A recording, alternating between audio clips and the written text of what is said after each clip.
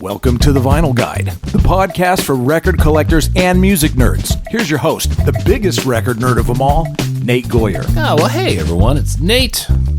Welcome to episode, 532? Episode 532 of The Vinyl Guide, the podcast for record collectors and music nerds. And dear people, today we are absolutely thrilled to be welcoming to the show Lucinda Williams, who I'm sure you all know. I'm a singer, songwriter, poet. Just a remarkable artist. And Lucinda is absolutely brilliant, very talkative on today's episode.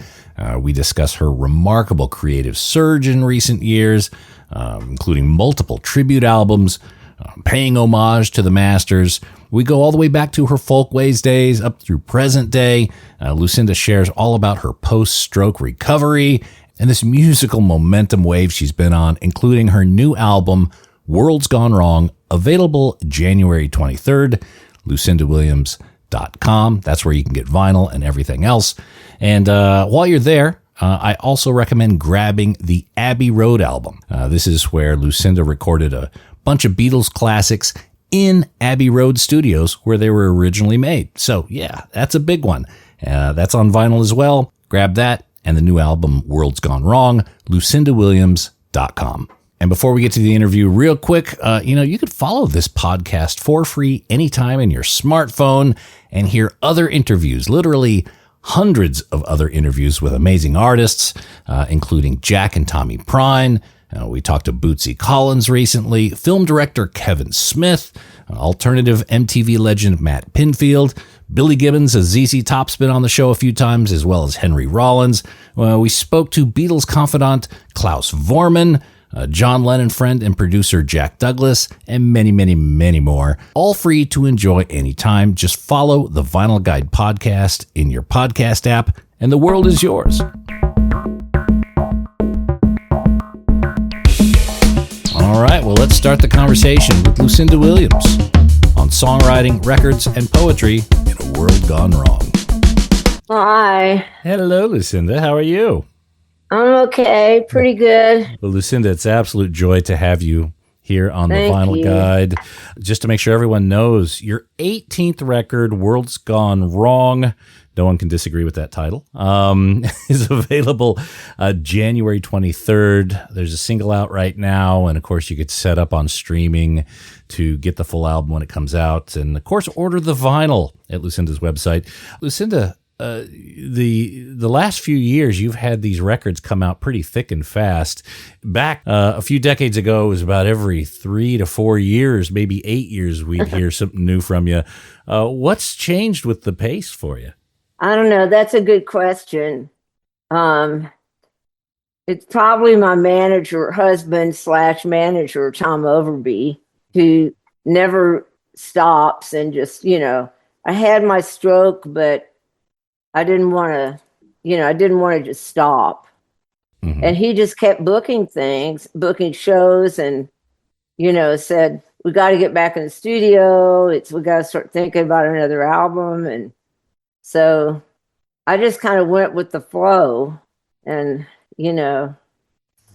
getting a nice, healthy little push forward doesn't hurt.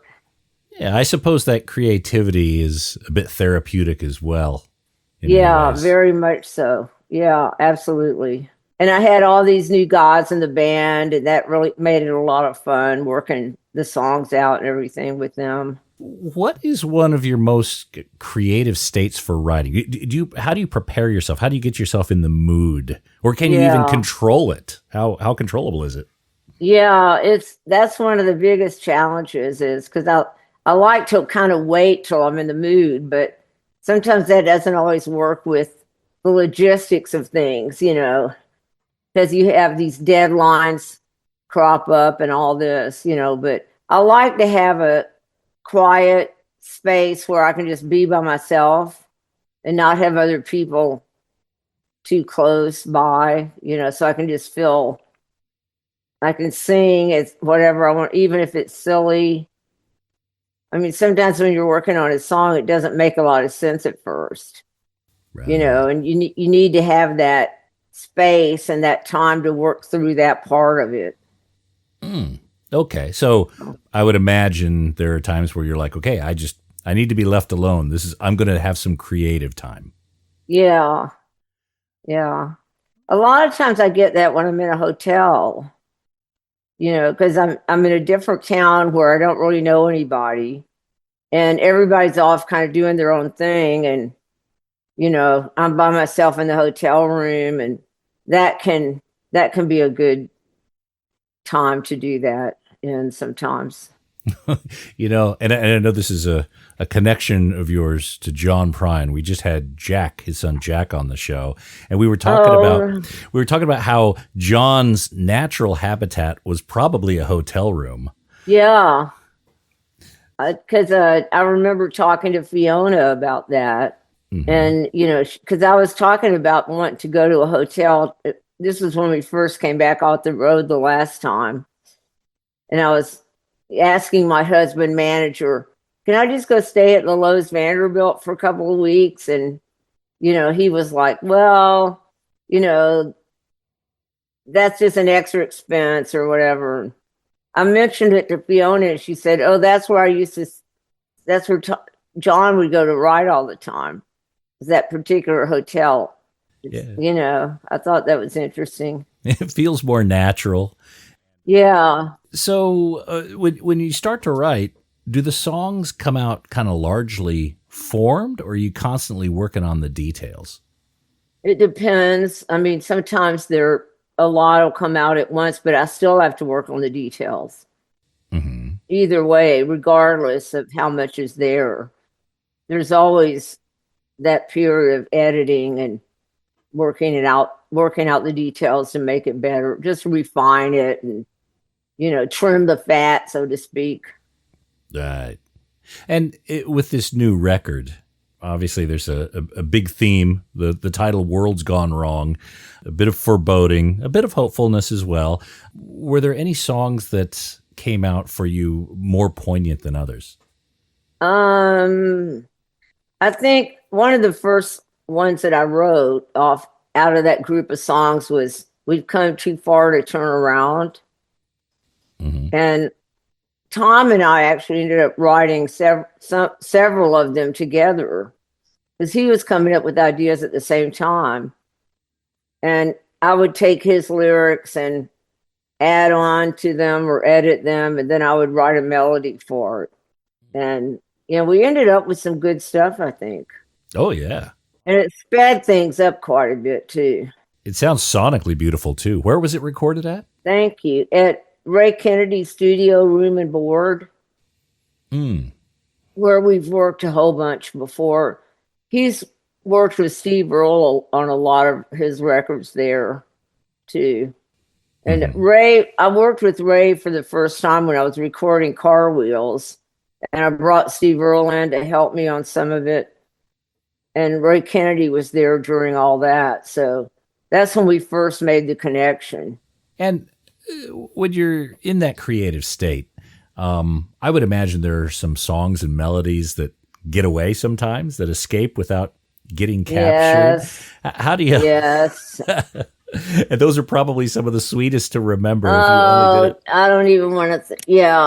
That's when that happens, because I think it's something and I can't get to, I can't get to my phone or iPad or whatever it is, to record it on the voice record thing. Mm-hmm. And I think at the time, oh, it's okay, I'll remember it later. No, you never do. That's not a good idea. You always have to put it down right then. Now, you strike me as someone who enjoys the analog and the vinyl experience, and that's what we talk a lot about on this show. We collect things. Yeah.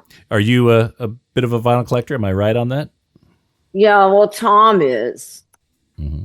He's, he worked at record labels for years and years, and so he's kind of the audiophile guy in the family. Okay. Is there anything you collect? I mean, aside from songwriting, is there a hobby or interest or pursuit that you may spend an irresponsible amount of money on? Well, it used to be at one point I went through a period where I was buying a lot of I worked in a couple of different record stores, and I was obsessed with looking through the bins all the time to see what I could find in there. And I like to buy really obscure stuff, that nobody's ever heard before, like really old blues albums, and then I'd try to learn a song from that stuff, to play because it would be really obscure and different. And, so I used to, and I would just, the covers, the record covers of a lot of these older albums just, were just so great. And a lot of times I just buy the album for that, because the cover was so great. And, Yeah. I've seen your tribute album covers that pay homage to that, and we'll get into that shortly. You mentioned some blues. I'm curious as to your thoughts. The Cadet Concept label that put out things like Muddy Waters, Electric Mud, the psychedelic blues. Do you have much of an opinion or thoughts on those? I love that mixture like that. Yeah. Mm-hmm. I don't remember that I remember the title of that record, but I don't think I had that one. Yeah. But I think it makes sense to mix psychedelic with blues. To me, it makes perfect sense. Yeah. It was a great idea, great concept. I don't think the blues artists liked it that much. I think Muddy and Howlin' Wolf are a bit uncomfortable with it. If you're a purist, you're not going to like it. Yeah. I think they're fascinating. But yeah, you could tell at one point during the album, the artists were kind of like, okay, let's just get this over with. Yeah. So you do listen to what maybe modern artists do you have on heavy rotation in your playlist? I absolutely love Thievery Corporation. Ooh, okay. Yeah. And I think they do that. They do a good job of blending, like world music with a little bit of hip hop beats and really good lyrics. Like they have this song, it's one of my favorite songs called Marching the Hate Machines into the Sun. And I've covered it actually with my band. And Thievery Corporation played not too long ago in Nashville and invited me to come sit in with them and do that song with them. Oh, wow. Okay. Yeah, it was really great. I just love those guys. That's great. So Thievery Corporation. Yeah. Who else are you listening to these days? I listen to a guy who goes by the name Atmosphere. He's a hip hop artist out of Minneapolis. And he's great. There's another guy named Tricky.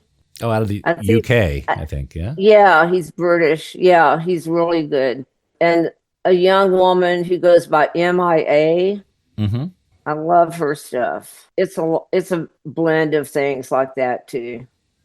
Yeah, a lot of very, very heavy rhythms in those. And I know Tricky, yeah, I think, was that's a what DJ. I love. Yeah. Oh. Yeah, I love that stuff. Now, I know you've done many tribute albums in recent years, Bob Dylan, Tom Petty. Would you consider doing a tribute album to a hip hop artist, your own spin on it? Yeah, I would. I don't know if I'm suited for it, but we'd have to try it out and see how it went. But yeah, it's crept into my music a little bit, like my song Righteously. Mm-hmm. And one of the new songs, I really like the way it came out. How much did you get for your soul? Yeah. You could dance to it probably. The new album is maybe I'm just becoming a bit of a sonic nerd, but the drum sound is incredible. And I could totally tell where the there is that heart and that rhythm coming through. Thank you. Oh God, that's going to make Brady so happy when I tell him that. Oh, good. Well, make sure he doesn't get too big of a head. Okay, make sure. It'll make Ray happy too because he engineered the whole album. Yeah, You know. sounds beautiful. I can't wait to hear it on vinyl. Yeah. Is vinyl important to you? Like having your works on Yeah, it vinyl? is. Yeah, I think it's important to keep it strong, keep it going. I remember when there was that scare at one point. I don't know, remember when it was, several years ago, when the engineers and producers were having trouble getting a hold of analog tape to record analog because nobody wanted to record digitally. Oh, And, okay. it was like a big deal. I mean, they couldn't get it was out, they couldn't find it anywhere. I heard several years ago, specifically cassettes. I don't know about recording tape, but specifically cassettes, that there was a finite amount and it was not to be manufactured again because it's too expensive to get the machines back up and going to make it. And Yeah. so, yeah, I suppose at one point we will hit that point of, oh my God, we're running out of tape Right. supplies. Did you record the new album digitally or to analog? It's analog, yeah. Because I remember having that discussion with Ray. But, now everything's so advanced. I've done recordings before where they've used a digital way to do it, but there's a way that they can, whatever it is, do their engineer thing, and it ends up sounding like you can't even tell the difference. It's a lot more advanced now than it used to be. Yeah, the technology. I don't know what they do or how they do it, but whatever it takes to make it have that warm analog sound is, because that's what I like. Mm-hmm. Do you still know of or even have the tapes for your back catalog, even going back to Folkways? Yeah, I have some of them. That would take some digging. Yeah. Okay. Because I've moved around so much, but you mean like the master tapes? Yeah, the masters or even the multi-tracks. Yeah, I've got some of that stuff. And if I don't have it, it's in the vault somewhere, probably at the label. Okay. It's safe somewhere. Yeah. Because I think you've got an album or two that may not have been released on vinyl yet. I think Sweet Old World. I'm not sure that's been released on vinyl. Is that the remake of Sweet Old World, you mean? Called This Sweet Old World? No, this is the 92 version. Yeah, the original Sweet Old World. Yeah. Not to be confused with the remake of Sweet Old World. Sweet Newer World. Yes. Yeah. And like Car Wheels on a Gravel Road, that just came out on vinyl just in the last couple of years. So there's a bit of a renaissance for your catalog. Right. Yeah, that's good. Now, if we go back in the time machine, 1979, Ramblin' on My Mind. Yeah. Folkways Records, incredibly important label. And here it is, young Lucinda, not even Lucinda Williams, Lucinda. Yeah. On the album. That's interesting. You had a one name moniker. I know. Because I wanted, at the time there was Melanie. Remember, she just went by her one name. And Cher. I don't know. It was the 70s, so. Sure. I decided to just go by Lucinda at one time. That's fine. It worked out fine. The album was full of cover songs. Yeah. Again, blues artists. How did you connect with Folkways? Well, I had been hanging out a lot in New Orleans. So that's where I went to high school. My mother was living there, and I'd go visit her and hang out, and met this singer-songwriter guy who had done an album for Folkways, and his name was Jeff Ampolsk. And the name of his album was God, Guts, and Guns. And I was just getting started, I hadn't really started writing songs that much yet. But at one point, I was talking on the phone with him. I'd gone back to Arkansas to visit my dad, who was there. And I was talking to Jeff on the phone and about his record. And he said, you could probably make a record for Folkways. And I said, really? And I was all excited at the thought of it. It was a big deal back then, even though Sure. it was only folkways. Because all I had to show for what I was doing were these cassette tapes, that kind of thing. And I said, well, how do I go about doing this? And he said, well, just record some songs on a cassette tape and send it to him. Send it to Mo Ash at Folkways Records. So I did that. And lo and behold, they responded with a one-page contract and a check for $250, Mm-hmm. which I was supposed to use to record with. And I managed to get some studio time at Malaco Studios in Jackson, Mississippi, because a friend of my dad's was an attorney and had represented one of his clients was an engineer there at Malaco. And he said, this guy owes me some favors because he had gotten him off on some kind of drug bust or something, probably. So anyway, I got into Malaco Studios and cut some stuff there and brought this guy in from Houston to play guitar with me because he was a really good Delta blues guitar player. And we went in there one afternoon live to 2-track and cut these songs, Mm-hmm. And then Folkways asked me if I wanted to do another record. And I said yes. And that was the, wait a minute. Happy Woman Blues. Yeah, that was the Happy Woman Blues one. The first one was Rambling on My Mind, which was the Robert Johnson song that's on there. And yeah, because I didn't have any original songs back then, really. There was one song that it was recorded on Happy Woman Blues, which is the song Happy Woman Blues that I recorded and put on that record. And that's the first song I ever recorded of my own. Was that one. It's kind of a bluesy, folky song. Trying hard to be So, Happy Woman Blues, that was largely originals, if not entirely originals. Is that right? The title song, and there were a few. Yeah. Okay. Can't remember them all. Sharp Cutting Wings might have been on there. I can't remember. But anyway, yeah. I had just started dabbling in writing songs at that point. Mm-hmm.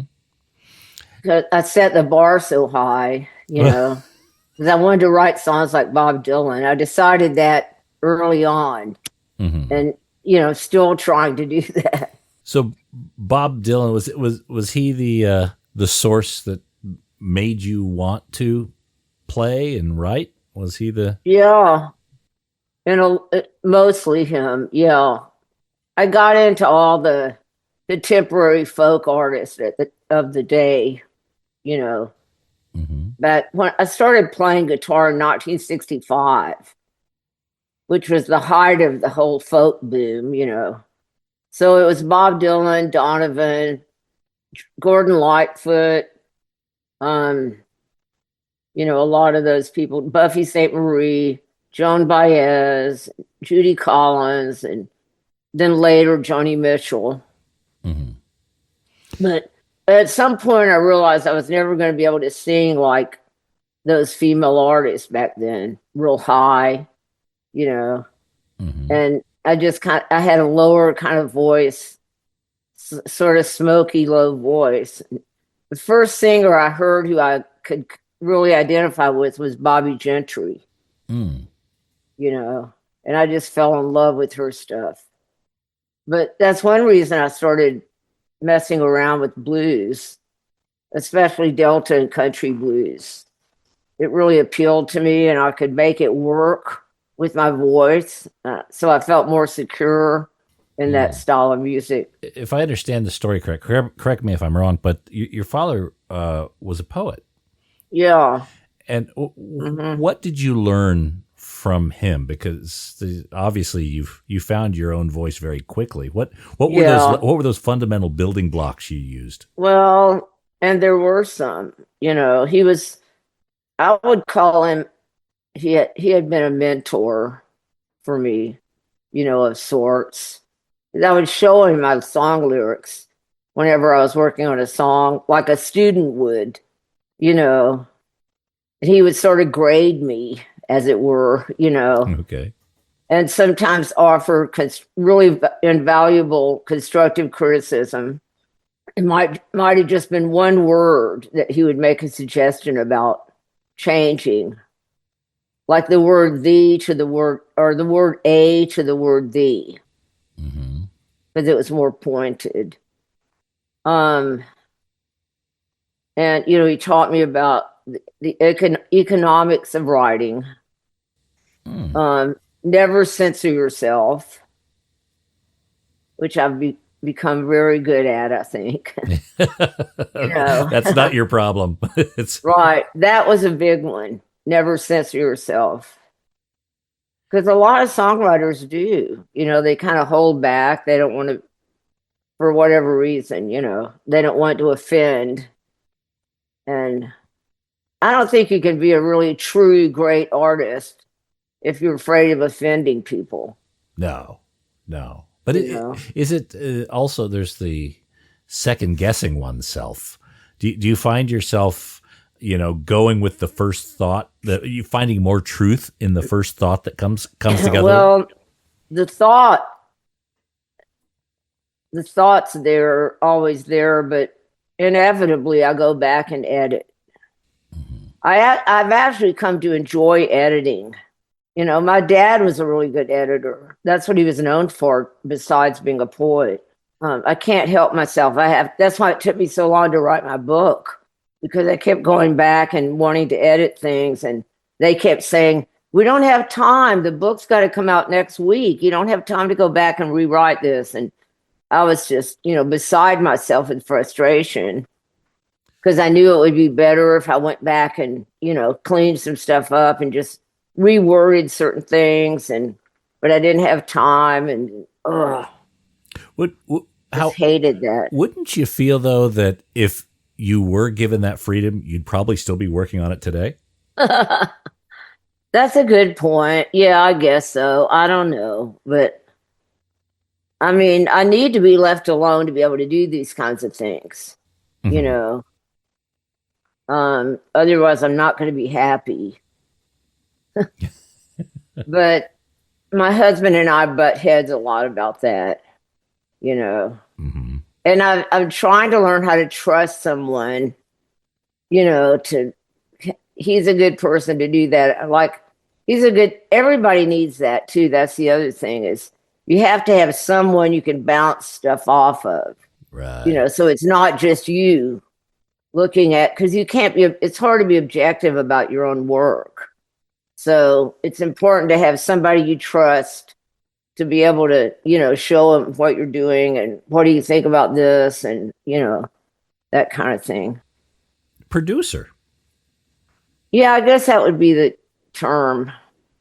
Yeah, my dad he was that for me when I was younger, first starting out, because there wasn't anyone else, I mean, I wasn't hanging out in bars and clubs meeting other artists at that point.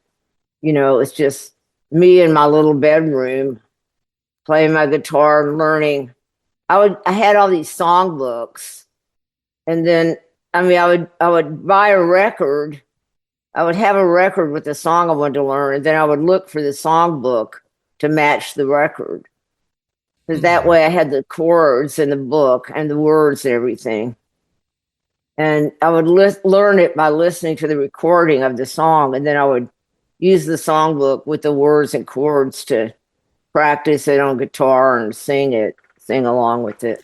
I spent hours and hours sitting around doing that, when I was 12, 13, 14. You mentioned, we spoke about the building blocks, and I think you mentioned one of the things you learned is the economy of words. How strong is the correlation between forming poetry and writing a song? I would imagine they're very tightly coupled, but there's probably some differences I'm not aware of. Yeah, definitely. Well, as you might imagine, it's with songs you have a melody. Mm-hmm. With poetry, you don't. So in poetry, the words have to stand alone. In fact, it's interesting. My dad, he taught creative writing, in colleges.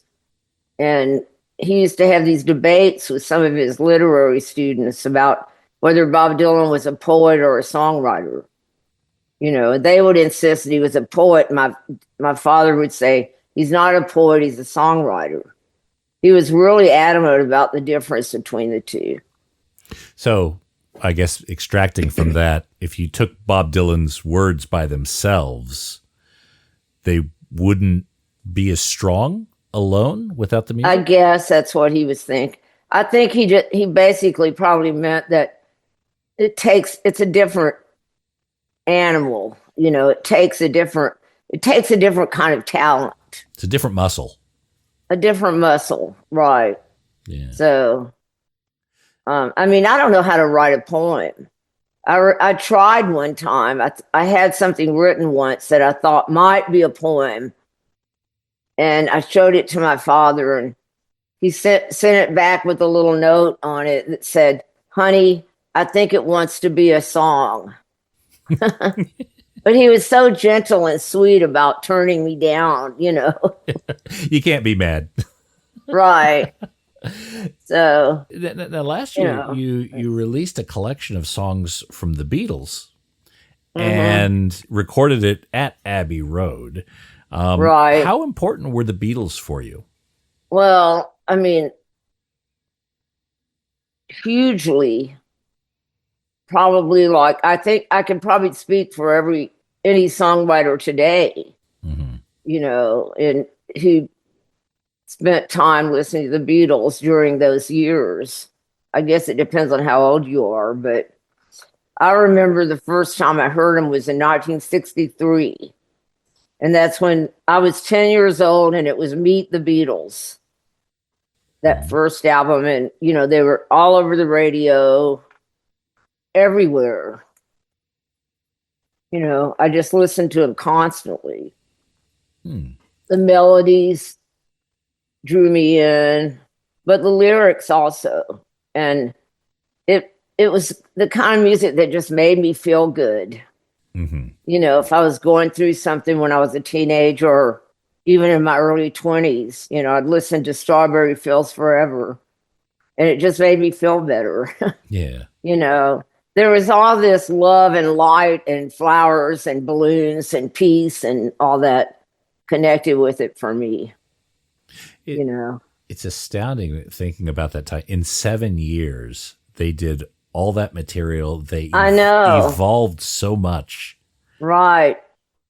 I discovered that too when I was going through and listening to all their albums, trying to pick songs, and I was just still blown away by the level of songwriting, and the lyrics sometimes surprised me because a lot of the songs I'd heard before, but wasn't sure what the lyrics were until I looked at them and, started studying the songs for this Beatles thing.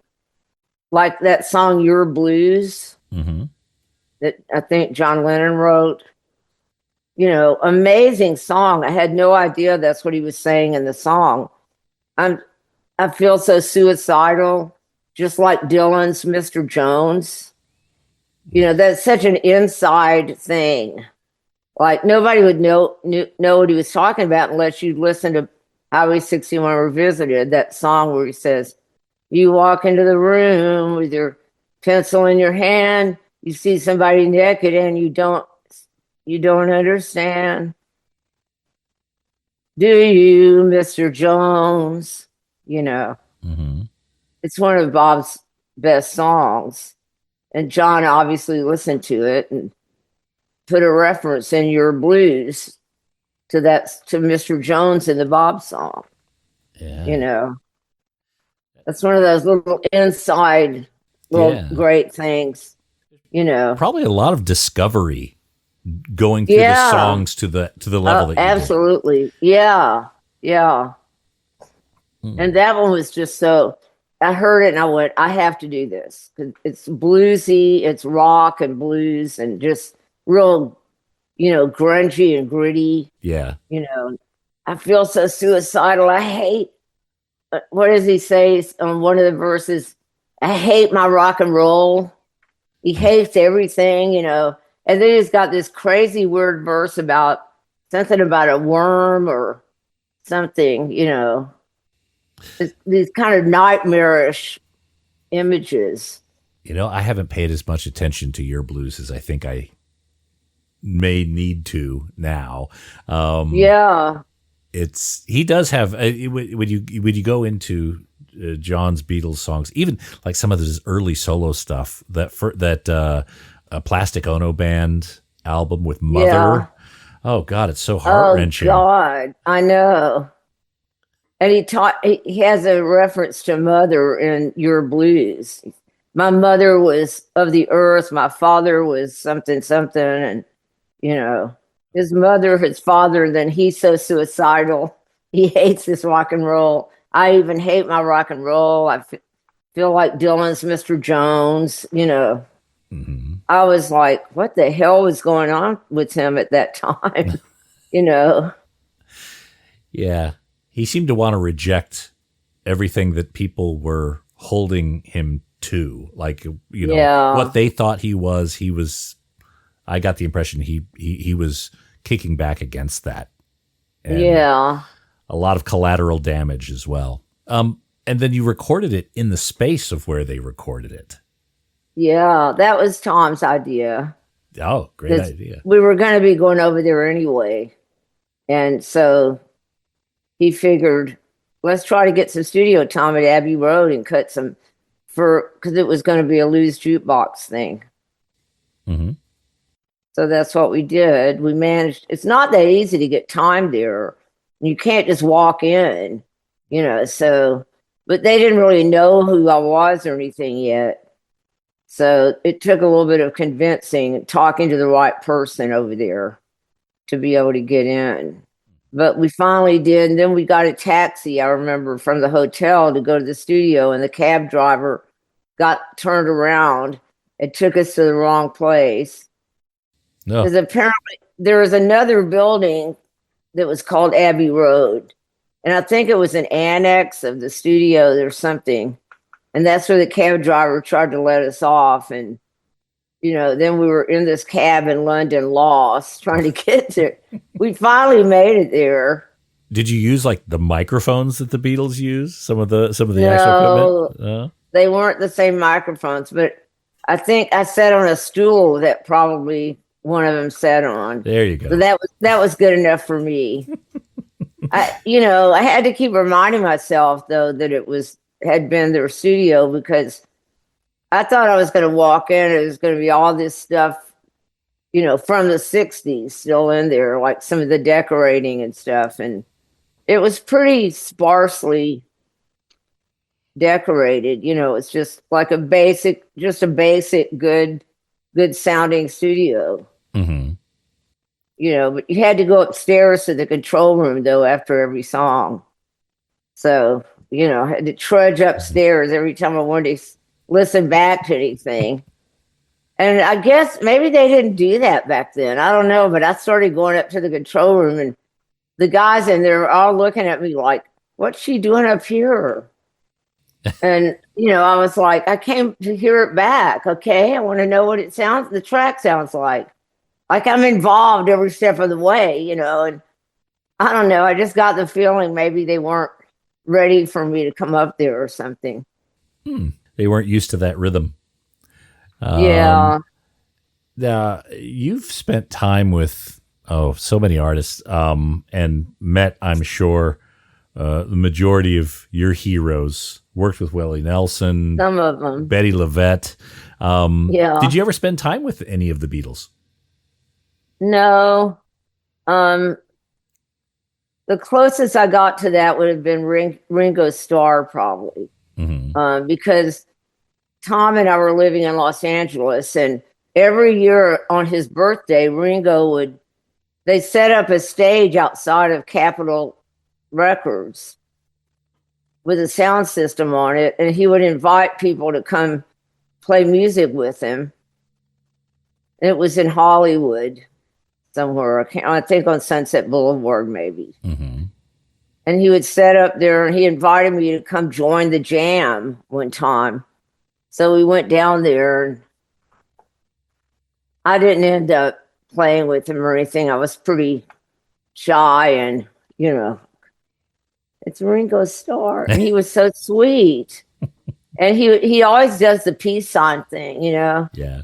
And he said something to me like, I know you probably think this is corny, but I'm going to do it anyway. And I said, no, it's not corny. It's wonderful. It's beautiful. I love it. Keep doing it. So every photo that he would be in, he's doing the peace sign thing. Yeah. If only everyone in the world was doing that. Right? Yeah, exactly. Yeah. Was there a single record that transformed you? Oh, God. That's one of those $1,000,000 questions. Or you could pick a few, like the ones that really kind of lit the fire. I mean, I think it was their early stuff because that's when I first heard them and discovered them with, you know, the Meet the Beatles album I loved. And then it would also be ones like Rubber Soul. Mm-hmm. You know, that was a big one. Sergeant Pepper album. Yeah. I mean, some of them are going to be the same that they were for everybody, probably, because they were just so. I mean, so many people loved and adored them. Oh, yeah.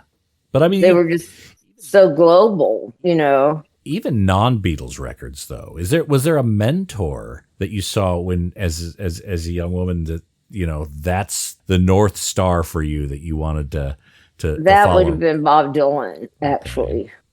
You know, that was what that was for me. You know, so Bob Dylan and the Beatles and the Rolling Stones and the Doors. You know, the Doors were a big one for me at a certain point. I really studied their songs a lot.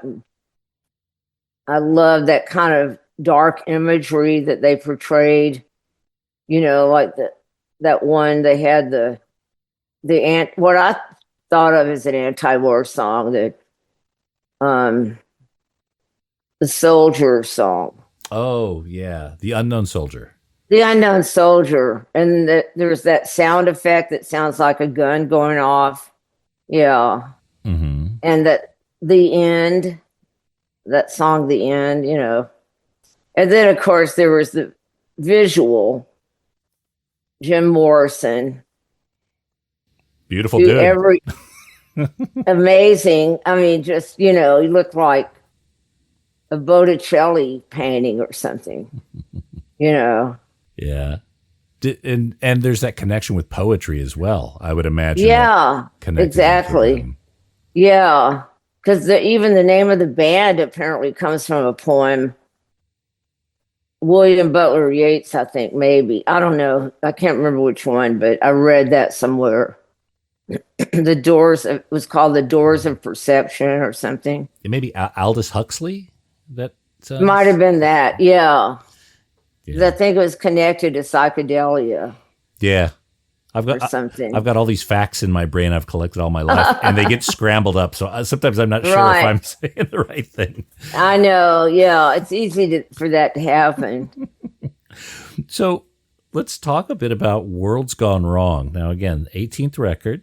Okay. You've had several years of doing tributes and a lot of covers. Some really interesting records, and I love how you've worked in the artwork of the time to the actual album cover as well. What purpose is it? Does that help strengthen your appreciation for songwriting and prepare you for something like World's Gone Wrong? Is that where it serves its purpose? Yeah, I mean, you mean the nature of the songs that are on this album? Yeah, like the topical songs. They're topical songs, but you seem to have also a recent history of a lot of covers and tributes. So that, I guess, prepares the soil for something like World's Gone Wrong to spring up? Probably. I mean, it's hard to know what does what, you know, because a lot of it's a subconscious thing. But the Blues Jukebox recordings were started during the pandemic period, you know, when we had a lot of extra time on our hands and, you know, we don't want to just be sitting around. So Tom sort of started with that idea because he knew I loved to sing certain other people's songs. I was always talking about wanting to, let's cover this song or that song, like one of Tom Petty's songs or whoever it might be, And we decided to go in the studio and record them, but also have it filmed. Because these two guys work with us sometimes, and they can come to the studio and they don't get in the way or anything, So, and we did that for this record, and we're going to live stream it in January, the entire album. We played all the songs and had it filmed at the same time. Wow. So, yeah, that's Tom worked at record labels for years and years, and he's really good he gets a lot of good marketing ideas, and, he's a good A&R guy. Mm. Yeah. Yeah. It seems a lot harder these days to kind of get something out there and to get it in front of people, even though we have all these mechanisms and new technology. Yeah. It's kind of hard to get something. So these sort of ideas and things really lend themselves well. Of the tribute albums you had, Bob's Back Pages, the Tom Petty one, Running Down the Dream, the Stones one, if you could do another tribute album, another artist, which would be the next one? We've been talking about Neil Young. Ooh, okay. Yeah. And then we've also been talking about Muscle Shoals going, to the Memphis area and doing some of the songs that were cut, that style of old soul songs that were cut there, with some of the musicians are still around who used to play on all those albums. Dan Penn and Spooner Oldham, they're still around, living around there. And so we talked about going there and cutting some stuff with some of those guys for a tribute album. And also, the next one's actually going to be one called The Poetry of the Blues. And we were just in the studio cutting some really old Delta country blues songs for that one. So we did like When the Levee Breaks by Memphis Minnie, which was also recorded by Led Zeppelin. We cut that one, and another one called In My Time of Dying that Charlie Patton cut. And also, I think somebody said Bob Dylan recorded that. I think Led Zeppelin also did that one. Yeah, as well. That's what I was saying. Yeah, it was also covered by Led Zeppelin, but a rock version of it. Yeah, which we also listened to. We're all in the studio with the band, and we listen to different people's versions of it. Yeah, that's a great song. So we cut that one, and I've been asked to contribute a song for a Chuck Berry tribute album. So we cut one of his songs, Memphis, Tennessee. Remember that one? I do. Long Distance Information. That's a great one. So we cut that for that tribute album thing. Oh, okay.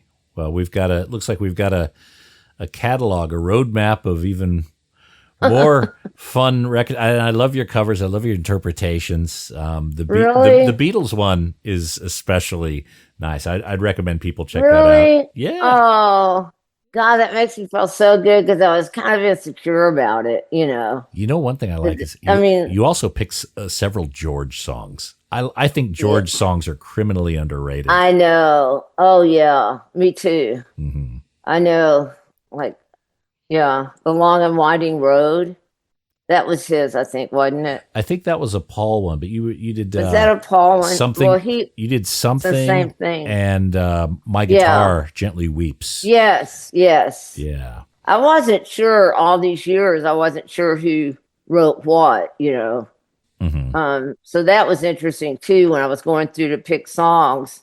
And I started to see kind of a pattern of, certain kinds of songs from, like, John would have certain kinds of songs and Paul would have, kind of more love, sweet songs and, Happy. He's got a tinge of corny sometimes. I think I could pick Beatles songs now with about a 95% accuracy who wrote it. Oh, that's good. But George, he learned from the masters. He was surrounded by them. Unfortunately, he was also smothered by them in a way. So his songs, not as many saw the light of day. But I love the fact that you focused on them because, again, I think George is such a gem. Yeah.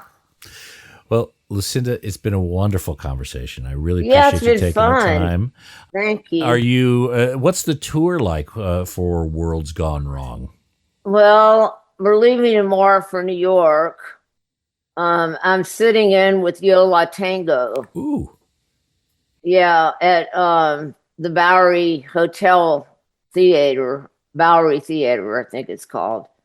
Because they do this annual holiday, Christmas, Hanukkah celebration thing every year, and they have different artists sit in. Mm-hmm. I did it with them one year, and we did a great. I thought it was a great version of the T-Rex song. Oh, Bang a Gong, yeah, Bang a Gong, yeah. And I fell in love with that song. That's a fun one. Yeah, it is. So anyway, I'm doing that with them. And I mean, there's always something going on in New York. There's always a reason to go. And we have some good friends there we like to visit. And we've been working with the artist Jesse Mallon, mm-hmm. Who lives in New York. And we've written some songs with him and recorded with him. And he just put a book out that's great that I recommend. And he's been doing one-man shows talking about, telling the stories from the book and everything. He's been doing some of those around New York, and we want to try to get to one of those and support him. Yeah. So you're spending the holidays in New York, it sounds like. Well, actually, we'll be in Florida because I'm going there for a treatment for my stroke. Mm-hmm. It's supposed to help people who've had strokes recover better. It's this medicine they discovered that they give you a shot right like at the base of your skull kind of, and it goes into your brain and it's supposed to help with because you lose cells, and they can't replace the cells, but they've discovered that this helps with the inflammation. Okay. Because that causes a lot of the problems, like from walking to, a lot of different things, because your brain tells your body what to do. Mm-hmm. So if your brain isn't functioning correctly, then that's what causes, the clumsiness and everything, trying to walk and play guitar. I haven't been able to play. So. Well, thank God for science. It's yeah, I know. It's amazing, actually. What they can do now. Yeah. Well, Lucinda, God bless you. Thank you so much for your time. Thank you so much for the music. I hope to see you again in Sydney soon. Good. Yeah. Be well. And again, I want to remind people Lucinda's new album, Worlds Gone Wrong. It's available now to set up on your streaming service so you don't miss it on the day. And of course, you could order the vinyl record from the website, as well as a copy of her Abbey Road, her Beatles tribute, which is absolutely gorgeous. That's on vinyl as well. So, Lucinda, you take care, and we'll see you next year. I really appreciate it. Peace and love and revolution. There we go. Peace and love, just like Ringo. Take care of yourself. Cheers. Okay, you too. Thanks.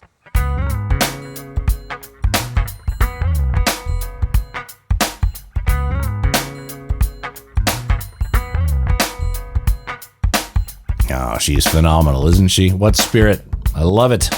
Can't wait to hear World's Gone Wrong on vinyl. I don't have a copy yet. Hopefully mine's on the way. We'll see about that. But of course, you can get yours at lucindawilliams.com. Of course, you could also bother your local record shop to have them order one. You know, it's not too often Lucinda Williams releases an album's worth of new original music, so it's definitely time to celebrate for this one. And that's it for this episode of The Vinyl Guide. Thank you so much for tuning in. Everyone who's leaving positive reviews on Apple Podcasts and Spotify, well, I love you too. And those of you who are helping support the show, patreon.com/Vinyl Guide. That is a huge help. Thank you so much, everyone who's doing that. And we'll be back shortly with a brand new episode. So until we talk next time, you all behave yourselves. And thanks again for listening to the Vinyl Guide podcast. Cheers.